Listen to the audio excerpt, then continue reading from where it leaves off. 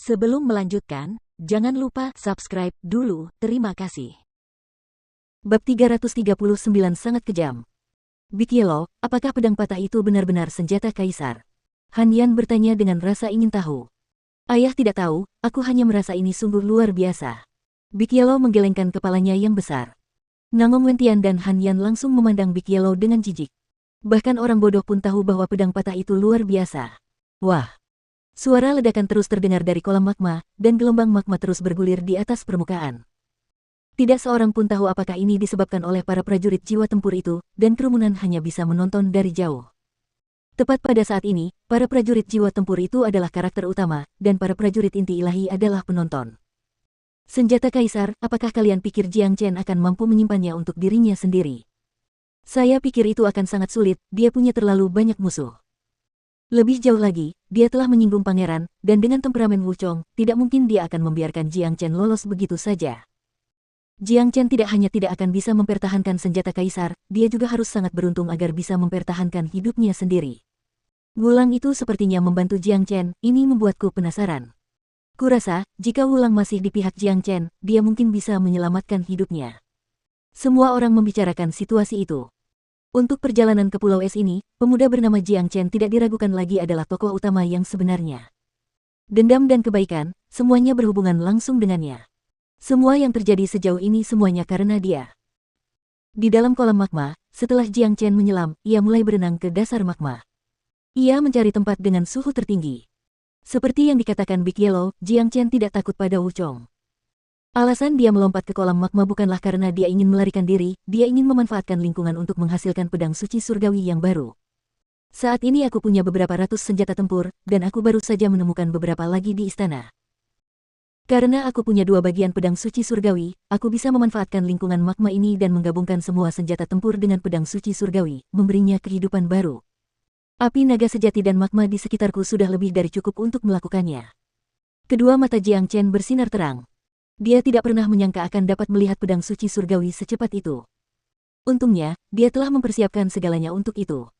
Semua senjata tempur yang dimilikinya lebih dari cukup baginya untuk memberi pedang itu kehidupan baru. Lebih jauh lagi, Jiang Chen merasa sangat beruntung. Untuk menggabungkan pedang suci surgawi, ia harus berada di lingkungan khusus, dan kolam magma ini adalah tempat terbaik yang dapat dipilihnya. Suhu di sini dapat membantunya menggabungkan semua senjata tempur itu dengan sangat cepat. Jiang Chen tengah mencari tempat terhangat di sini. Tempat ini tidak hanya dapat membantunya menempa senjata tempurnya, tetapi juga dapat membantunya menempa tubuhnya. Yang terpenting, ia dilindungi oleh True Dragon Flame, dan ia memiliki tubuh yang kuat, itulah sebabnya ia tidak takut dengan suhu magma yang sangat tinggi. Lingkungan seperti ini sebenarnya bermanfaat baginya. Magma di belakang Jiang Chen bergerak dengan ganas.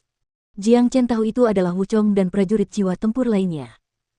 Kolam magma ini kedalamannya lebih dari 300 meter, dan suhu yang sangat tinggi di sana tidak dapat kalian semua tolak. Jika kalian ingin menemukanku, datanglah ke dasar, jika kalian bisa. Jiang Chen mencibir. Dia tidak menganggap serius Wuchong dan yang lainnya. Di lingkungan seperti ini, dia seperti ikan di lautan. Tak lama kemudian, Jiang Chen mencapai dasar kolam magma. Dengan keterampilan Great Soul Derivation, ia dapat dengan mudah merasakan segala sesuatu di sekitarnya. Dalam sepersekian detik, ia telah menemukan tempat terhangat. Setelah menemukan tempat itu, ia berbalik ke arahnya, dan berenang ke arahnya seperti seekor ikan. Yang mengejutkannya, ia menemukan sesuatu tidak jauh di depannya, sebuah kristal merah menyala seukuran kepala manusia. Kristal itu hanya melayang di tengah magma, terus berputar. Jantung magma. Jiang Chen berteriak kaget. Dengan pengetahuannya yang luas, dia dapat dengan mudah mengetahui bahwa kristal merah ini adalah jantung magma yang telah matang. Sial, kenapa ayah sangat beruntung? Ini seperti uang jatuh dari langit. Jika aku menyerap jantung magma ini, aku akan dapat menembus alam inti ilahi akhir, atau bahkan mungkin mencapai alam inti ilahi akhir puncak.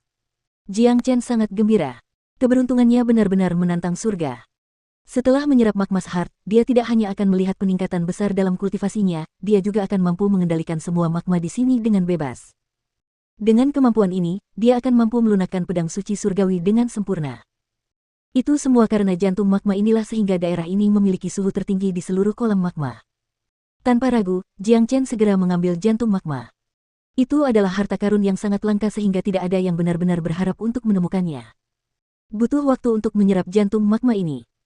Jika Wuchong dan yang lainnya tidak dapat menemukanku selama waktu itu, mereka pasti akan menyerang saudara Yan dan kelompoknya. Aku perlu memberitahu Big Yellow, meminta mereka untuk bersembunyi terlebih dahulu. Jiang Chen berpikir dalam hati. Karena lingkungan yang keras di sini, tidak realistis untuk memberitahu Big Yellow melalui indera ilahinya. Namun, dengan bantuan keterampilan derivasi jiwa agung, ceritanya benar-benar berbeda.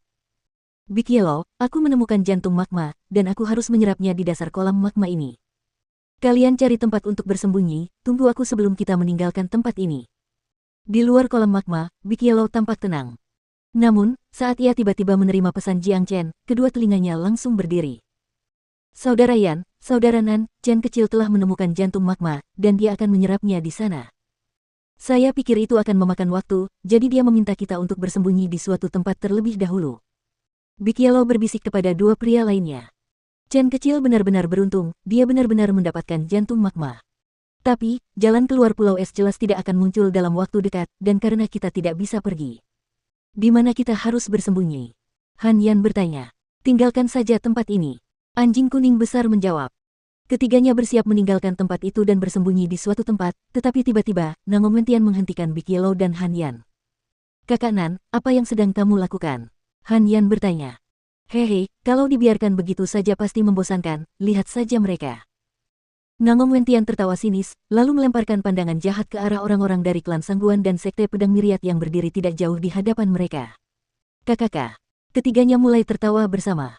Setelah itu, mereka mulai berjalan menuju kedua negara adik kuasa itu.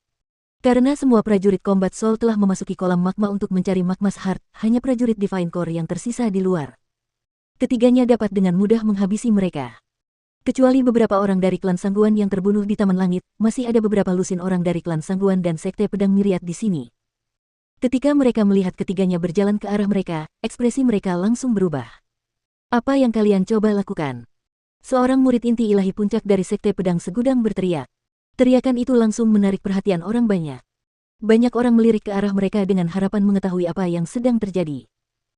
Dengan pemahaman mereka tentang ketiga orang ini, mereka dapat dengan mudah mengetahui bahwa orang-orang dari klan Sangguan dan Sekte Pedang Miriat sedang dalam masalah. Jangan bilang kalau ketiga orang ini memanfaatkan kesempatan saat para pendekar jiwa tempur tidak ada di sini untuk menyerang orang-orang dari klan Sangguan dan Sekte Pedang Miriat. Sial, itu sangat mungkin. Tidak ada yang tidak berani dilakukan oleh trio ini, terutama anjing itu. Aku yakin klan Sangguan dan Sekte Pedang Miriat sudah tamat.